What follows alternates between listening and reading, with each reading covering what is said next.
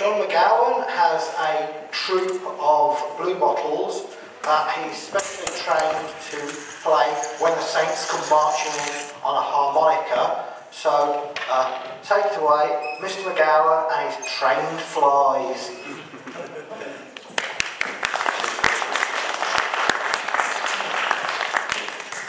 Obviously I can't tell you about all the big cat reports over the last year because there are just too many of them. Generally there are more and more reports every year. Reports for BCIB, that's the Big Cats in Britain Research Group, that's the t-shirt. Over 2,000 we get, and basically only 1 in 10 cat sightings are ever reported. So with all the 7, 8, 9, 10,000 reports, probably which there is in the UK, obviously I cannot break those down into 10 minutes.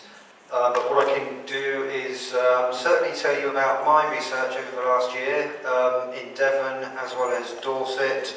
But generally, a roundup of the UK sightings, there has been many sightings in North Yorkshire, mainly of large black cats, which will be black leopards. Scotland has done very well.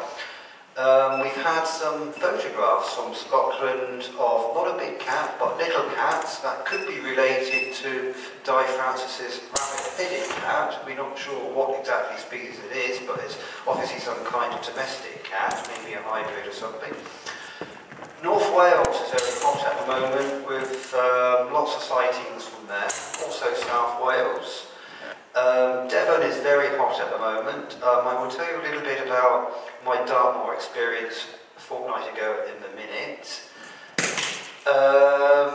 East of England has been relatively quiet. There's been a lot of data coming out of Ireland, mainly the Republic, with some good video footage of indisputable leopard photographs, videos, sorry, which is extremely good. Basically, I shall show you 1 or 2 of my photos. Some are old. Now, this is an old photo. Can we go on to the next? Can we skip about 5 days, if possible? These are old deer photos. Some aren't very clear anyway. If we could keep it on there a moment, because there is an enigma regarding cat footprints or dog footprints with claws, and this is one of the enigmatic photographs of a typical cat footprint but with claws, and there's more and more of them coming in and we're not exactly sure what's going on, but without doubt these are cat footprints. Possibly the one in the middle there, it looks like the hind foot of a puma, but we're finding more and more with claws. And we're not sure exactly why, because cats when they walk they have their claws sheathed. They're not meant to walk with their claws out. But I found 2 cat footprints with deformed feet, which could actually be a genetic deformity that's spreading through pumas, which makes it very difficult for them to retract their claws, hence a lot of footprints with claws in them. Can we have the next, please? This was actually a result of our Portland hunt. Myself and Darren Nash and Mark North went to Portland after lots of lynx sightings. This was 3 years ago now. Apparently the animal went away, but the sightings have stepped up. And I've been led to believe that Portland, if any of you know it, is a very rocky sort of island, although you can get onto it. It's not exactly an island. There's a causeway going onto it which a cat could go on during the night time, and I think they're breeding there. We found evidence of lynx, but when I analysed the hairs from some of the scats I collected, I did find out that they were actually puma as well as lynx. So in actual fact it wasn't just lynx which we found that day 3 years ago, it was actually puma and lynx. And although these 2 photographs aren't very clear, the top footprint you see is actually a puma and the bottom footprint is a lynx, and at the time we just thought it was lynx. So that's happening. That's proof that we've got both cats using the Isle of Portland, possibly simply for breeding it. Can we have next, please?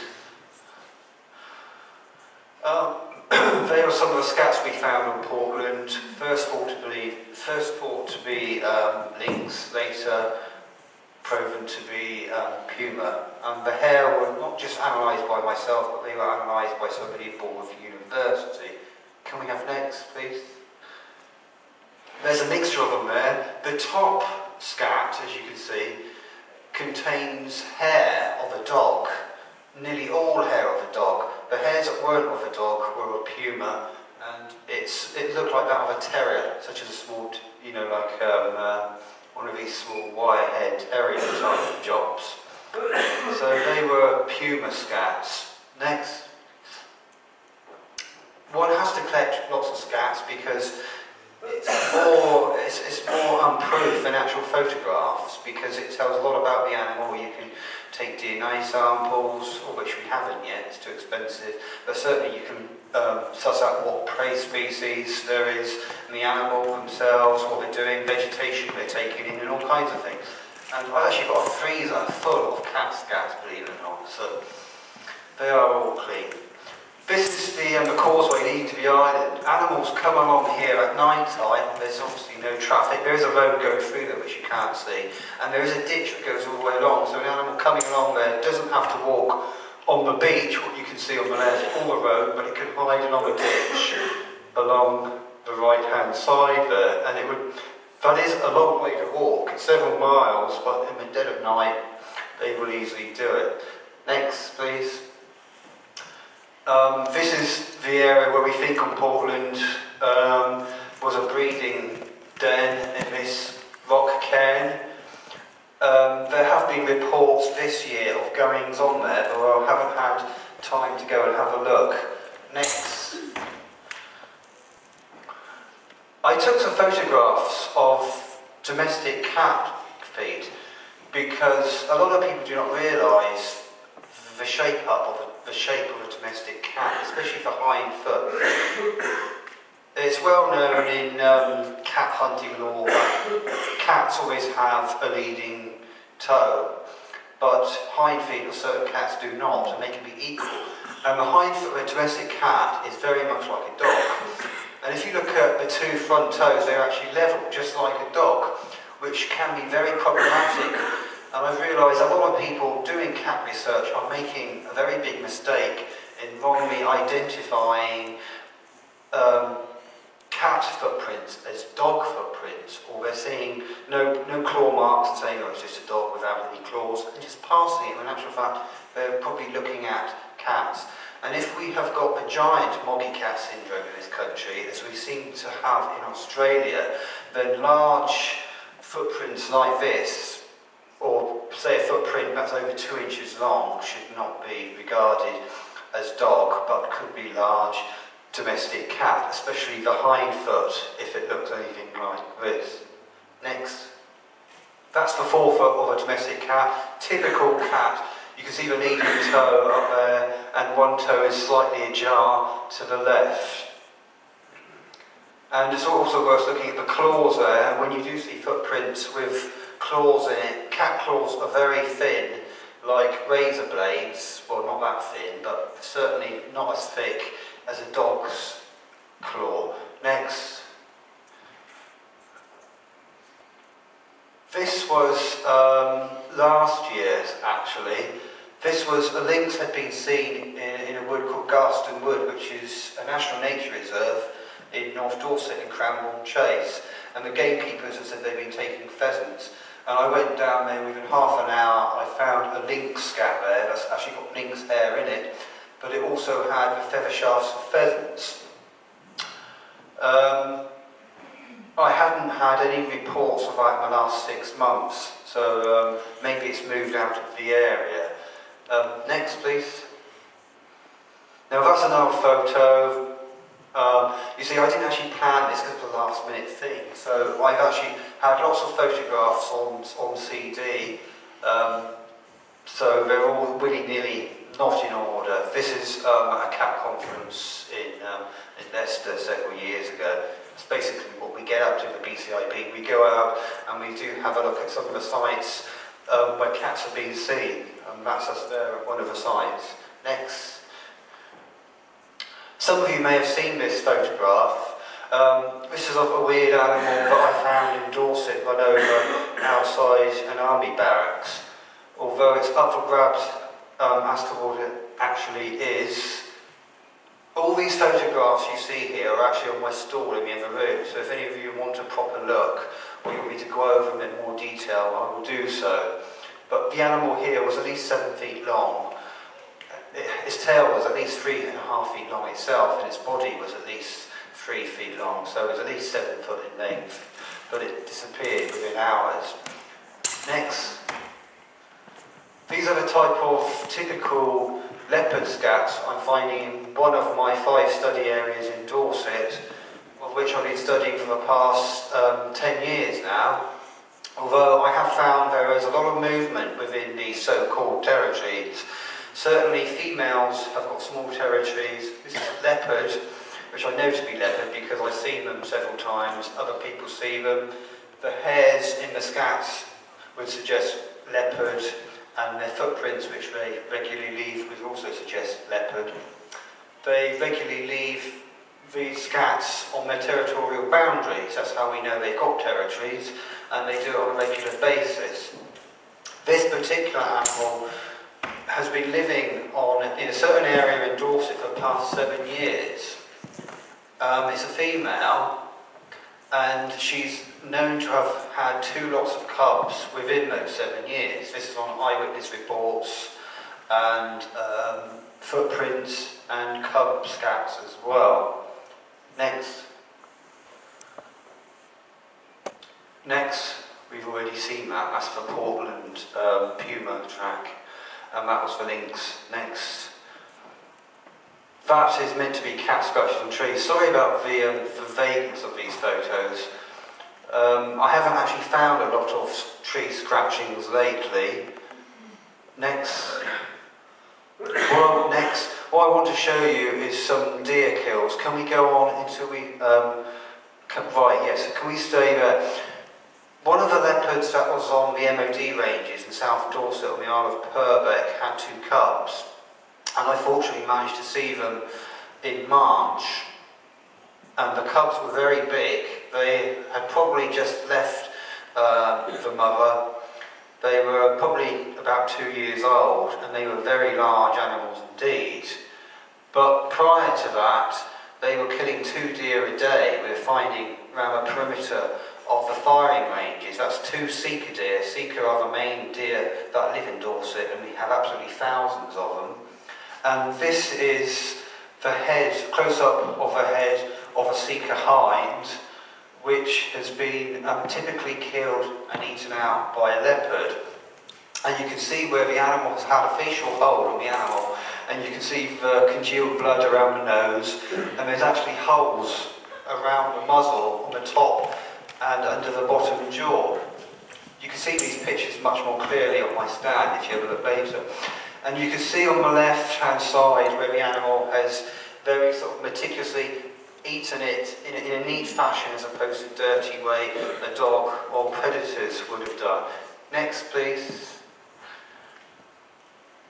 This is the animal turned over on its other side to see the neat incision-like eating which only a cat can do. What they do is they chew with their carnassial teeth that act as shears, and they just cut through the still living flesh. When they do so, it folds back and makes neat oval holes, which is typical of that. And as you can see around the vertebrae, all the flesh has been licked out. Next. This is another animal that had the condition bent nose. A lot of deer tend to have this, and their nostrils are bent to the side. So it had a deformity.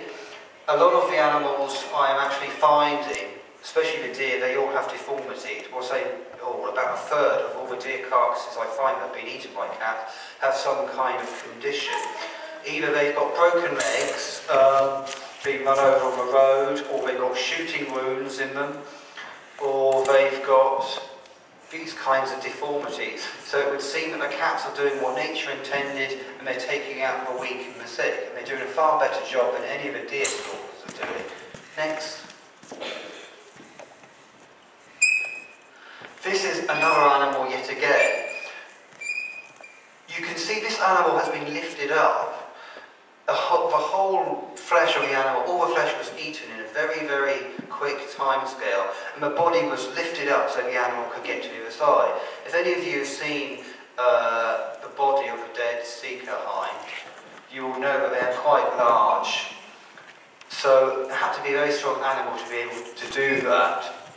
And what it seems is these animals were not just picking off injured animals, they were actually waiting on the edges of a road where they knew the deer were due to cross, and they were ambushing them. They were also taking them as carrion, animals that had been hit by cars, of which we get several a week in my study area. So they cottoned on to where the deer cross and they wait in ambush. Next. Here it is from another angle. You can see there's hardly any flesh left on it. 2 of the legs had been eaten. Next. We just have to go through these very quickly. This is one that was stashed under a tree stump, and as you can see it's been skinned. All the limbs have been removed, and basically all the flesh of the rest of the skeleton has been removed.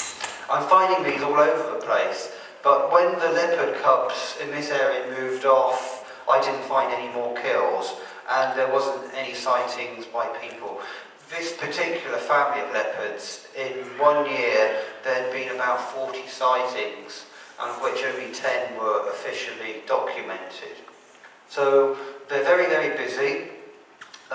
Whether or not this female leopard will be pregnant again next year, I do not know. But certainly the MOD ranges are out of the way, there's no public access, so they're finding it a fantastic place to breed.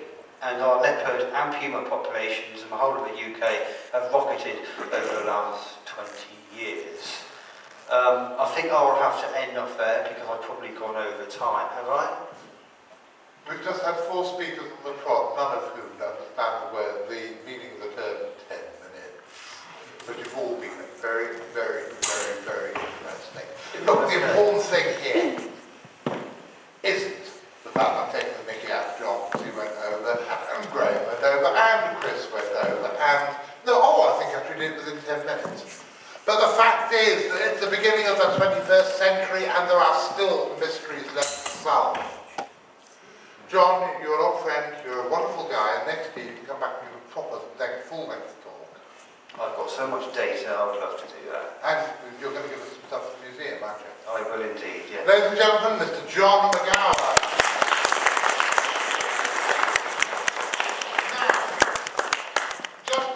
John, we need you. I want the lovely Mr. McGowan here.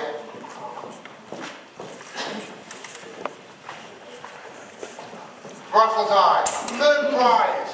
3 years subscription to CFZ. Let's do this quickie. 392. Okay, who's that at the back? I can't see who you are. Because the lights are in my eye. Go and tell my wife you get a 3 year subscription.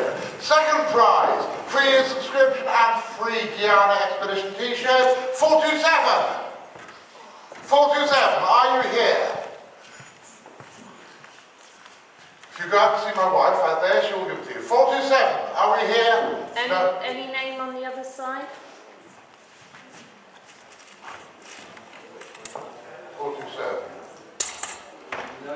No name. Hey, I'm an anarchist. I don't believe in rules of law. Try again. 231. 231, Nicola.